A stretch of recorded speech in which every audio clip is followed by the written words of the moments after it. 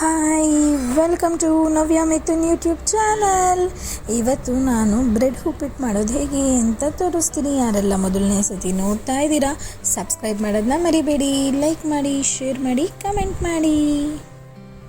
Bread ಉಪ್ಪಿಟ್ಟು ಮಾಡೋಕ್ಕೆ ಮೊದಲನೇದಾಗಿ bread, ನಿಂಬೆಹಣ್ಣು, ಎಣ್ಣೆ, ಉಪ್ಪು, ಕೊತ್ತಂಬರಿ ಸೊಪ್ಪು, ಆಮೇಲೆ ಉದ್ದಿನಬೇಳೆ, ಕಡಲೆಬೇಳೆ, ಈರುಳ್ಳಿ, ಕಾಯಿ ತುರಿ, ಮೆಣಸಿನ್ಕಾಯಿ, ಕರಿಬೇವಿನ ಸೊಪ್ಪು ಸಣ್ಣದಾಗಿ ಹೆಚ್ಕೊಂಡಿರೋದು, ಹಾಗೆ ಸಾಸಿವೆ. ಈಗ ಮೊದಲನೇದಾಗಿ ಬ್ರೆಡ್ನ ನಾನು 4 ಕಡೆ ಏನು ಬ್ರೌನ್ ಇರುತ್ತೆ ಅದು ಕಟ್ ಮಾಡಿ ರೆಡಿ ಮಾಡಿಕೊಂಡೆ. ಅದಾದಮೇಲೆ ಆ ವೈಟನ್ನು ಮಾತ್ರ ಸಣ್ಣಕ್ಕೆ ಪೌಡರ್ ಮಾಡ್ಕೊಂಡಿದ್ದು, ಕೈಯಲ್ಲೇ ಪೀಸ್ ಮಾಡಿದ್ರೆ ಸಣ್ಣ ಆಗುತ್ತೆ. ಅದಾದಮೇಲೆ ಒಂದು ಬಾಣಲಿಲಿ ಎಣ್ಣೆ, ಸಾಸಿವೆ, ಕರಿಬೇವಿನ ಸೊಪ್ಪನ್ನ ಹಾಕಿ ಫ್ರೈ ಮಾಡಿದ್ವಿ. ಅದಕ್ಕೆ ಉದ್ದಿನಬೇಳೆ, ಕಡಲೆಬೇಳೆ ಹಾಕಿದ್ಮೇಲೆ ಅದನ್ನು ಫ್ರೈ ಆಗ್ತಾಯಿತ್ತು.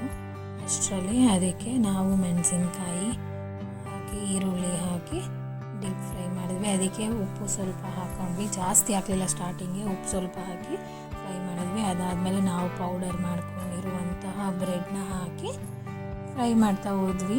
ಅದಾದಮೇಲೆ ಎಣ್ಣೆ ಎಲ್ಲ ಹಾಕಿರೋದ್ರಿಂದ ಬ್ರೆಡ್ಡು ಬೇಗ ತೊಗೊಬಿಡುತ್ತೆ ಎಣ್ಣೆ, ಹಾಗಾಗಿ ಸ್ಟವ್ ಜಾಸ್ತಿ ಆನ್ ಮಾಡಿ ಇಟ್ಕೊಂಡಿರಬೇಡಿ. ಇದಾಗಿದೆ, ಆಫ್ ಮಾಡಿಬಿಡಿ. ಆಫ್ ಆಗಿದ ತಕ್ಷಣ ಕ್ಲೀನಾಗಿ ಮಿಕ್ಸ್ ಮಾಡಿ. ಅದಾದಮೇಲೆ ಉಪ್ಪೇನಾದ್ರು ಇನ್ನೊಂದು ಸ್ವಲ್ಪ ನಿಮಗೆ ಬೇಕು ಅಂದರೆ ರುಚಿಗೆ ತಕ್ಕಷ್ಟು ಉಪ್ಪು, ಫೈನಲ್ಲಾಗಿ ಲಾಸ್ಟ್ಗೆ ಕಾಯಿ ತುರಿನ ಹಾಕಿ ಮತ್ತೆ ಮಿಕ್ಸ್ ಮಾಡಿ.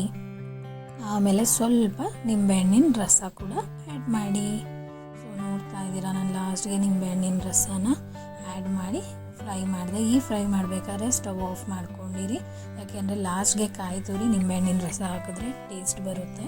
ಹಾಗಂತ ಆನ್ ಮಾಡ್ಕೊಂಡೇ ಇದ್ರಿ ಅಂದರೆ ತುಂಬ ಬ್ರೆಡ್ ಆಗಿರೋದ್ರಿಂದ ಬೇಗ ಬ್ಲ್ಯಾಕ್ ಆಗೋ ಚಾನ್ಸಸ್ ಇದೆ. ಸೊ ರೆಡಿಯಾಗಿದೆ ಬ್ರೆಡ್ ಉಪ್ಪಿಟ್ಟು. ನೋಡ್ತಾ ಇದ್ದೀರಾ ಎಷ್ಟು ಚೆನ್ನಾಗಿದೆ ಅಂತ.